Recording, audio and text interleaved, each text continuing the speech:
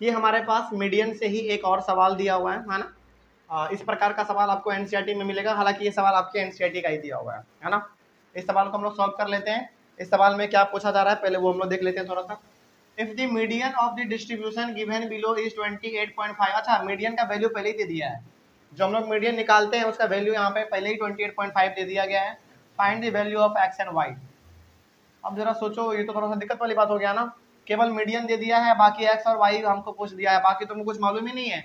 मालूम है, बहुत कुछ मालूम है। सबसे बड़ा हिंट जो देना चाहिए था वो तो हमको यहीं पे दे दिया गया है। चलो बताओ तो जरा ये। अच्छा याद करो, हमारा जो मीडियन आता है या फिर हमारा जो मोड आता है वो हमेशा किसके बीच में आता है? यदि हम लोग मोड निकाल रहे हैं तो मोड हमारा मॉडल क्लास के बीच में आएगा, यदि मीडियन निकाल रहे हैं तो मीडियन क्लास के बीच में आएगा ना। तो बताओ यहाँ पे पहले ही हमारे पास मीडियन दे दिया गया है, तो ये किसके किसके बीच लाई करेगा जरा बताओ हमको।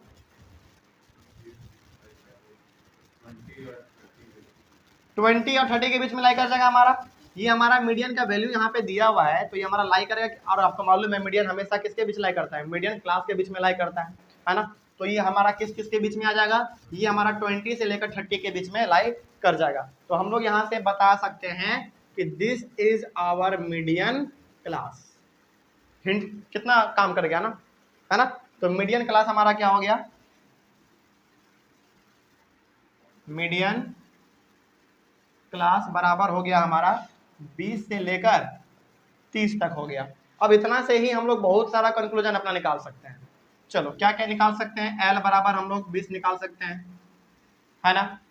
एच बराबर हम लोग 10 निकाल सकते हैं। बात समझ रहे हो? चलो अब जरा एक बात हमको फिर से बता दो कि जब हमारा मिडिल क्लास निकल गया, हमारा एल निकल गया, एच निकल गया, तो याद करो जरा इसके जस्ट। अच्छा हाँ, एक और चीज़ यहाँ पे तो हमको अभी निकालना पड़ेगा, एक चीज़ निकालना पड़ेगा। 1 मिनट, इसको थोड़ा सा मिटा रहे, बस रुक जाओ।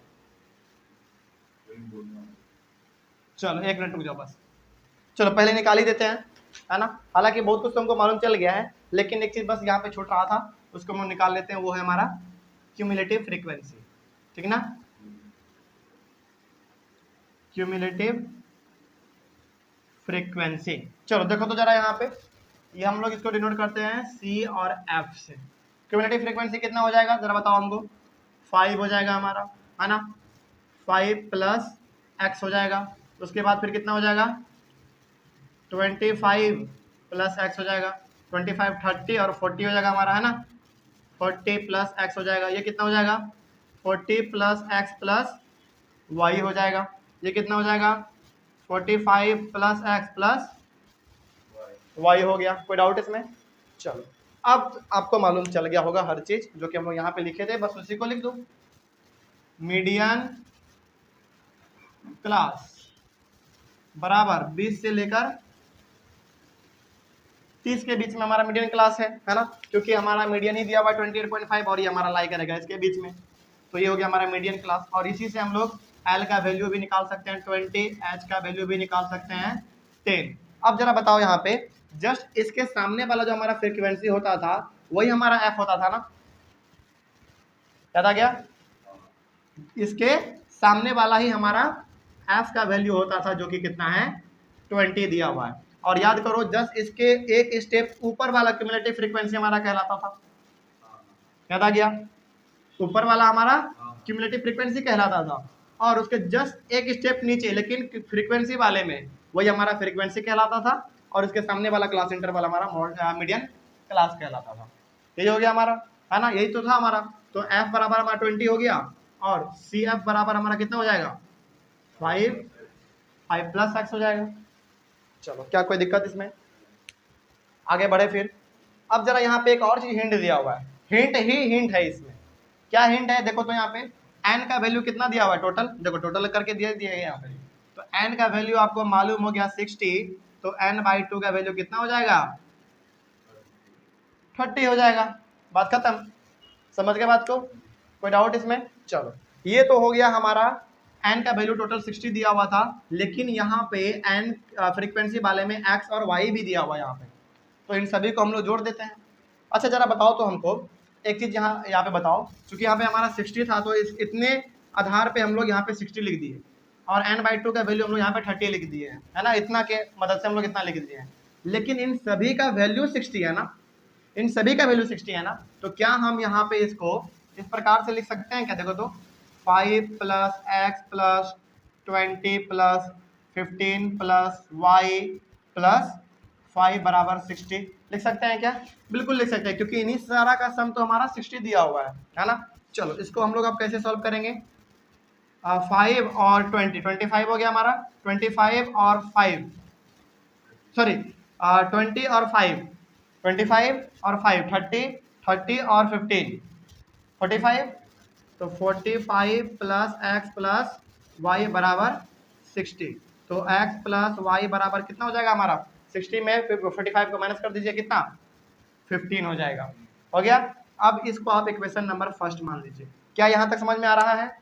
इसमें कुछ हम लोग दिमाग लगा रहे हैं क्या? उतना कुछ नहीं है, बस जो हमारा यहाँ पे सब चीज दिया हुआ था वही चीज तो हम लोग यहाँ पे लिखे हुए हैं अपना, है ना।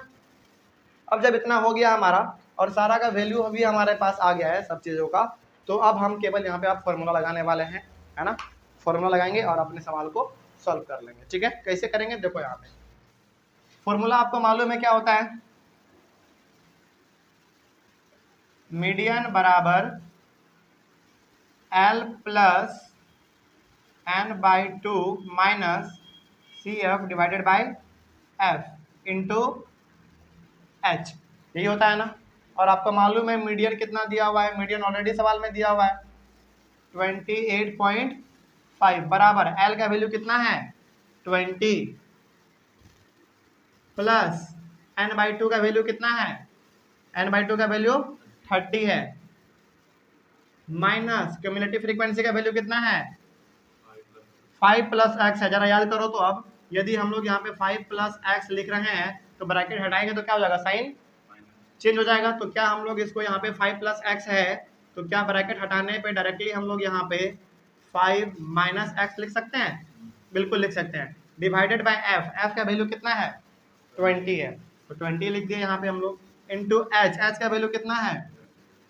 एन का वैल्यू 10 है। अब इसको सॉल्व कर लेते हैं थोड़ा हम लोग। 28.5 बराबर 20 प्लस कितना हो जाएगा हमारा? 25 माइनस एक्स हो जाएगा, तो 25 minus x divided by 20 into 10। अब ये जीरो से ये जीरो कैंसिल हो गया हमारा, बचेगा क्या हमारे पास? 28.5 इज इक्वल्स टू, चलो 20 प्लस 25 माइनस एक्स बाई 2, यही बचेगा ना हमारे पास। अब आपको मालूम है यहाँ पे कुछ नहीं है तो 1 है, एलसीएम ले लो जरा। 28.5 बराबर एलसीएम 2 आ जाएगा, और ये हमारा 40 प्लस 25 माइनस एक्स हो गया।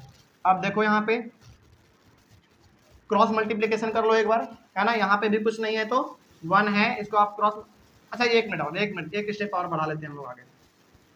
ठीक है, चलो जरा देखो तो क्या हम लोग इसको 285 डिवाइडेड बाई 10 लिख सकते हैं? पॉइंट को हटा दिए बस, है ना, और कुछ नहीं किया इसमें। चलो ये कितना हो जाएगा हमारा? 65 माइनस एक्स बाई 2। अब क्रॉस मल्टीप्लिकेशन करेंगे तो बड़ा आसान हो जाएगा, है ना। चलो इसको आप क्रॉस मल्टीप्लिकेशन करेंगे, कितना आ जाएगा?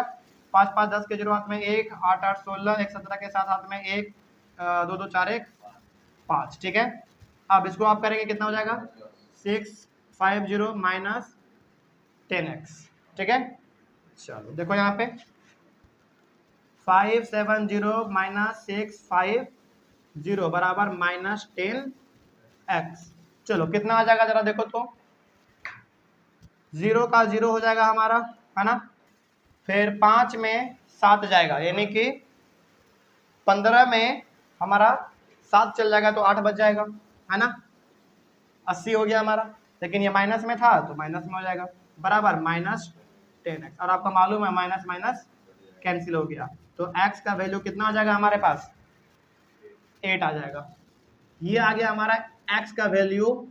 और अब यदि हम लोग x का वैल्यू फर्स्ट इक्वेशन में पुट कर दे तो क्या हमारा y निकल जाएगा? तो हम लोग यहाँ पे लिख देते हैं पुटिंग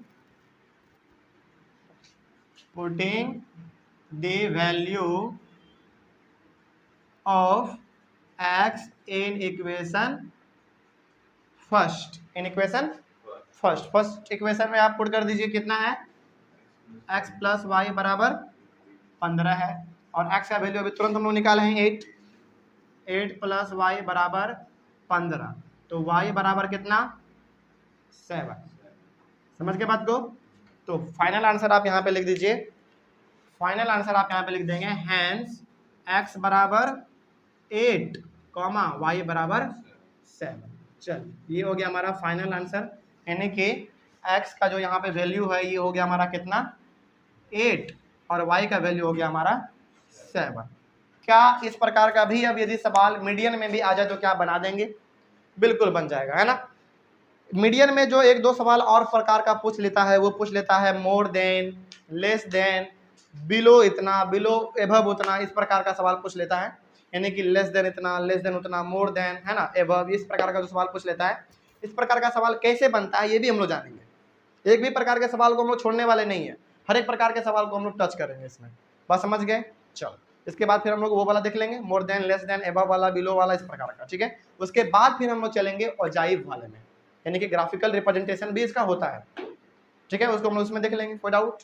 चलिए thank you very much and have a nice day. हाँ इसका आप स्क्रीनशॉट ले सकते हैं, स्क्रीनशॉट आप ले सकते हैं इसका। चलिए थैंक यू वेरी मच।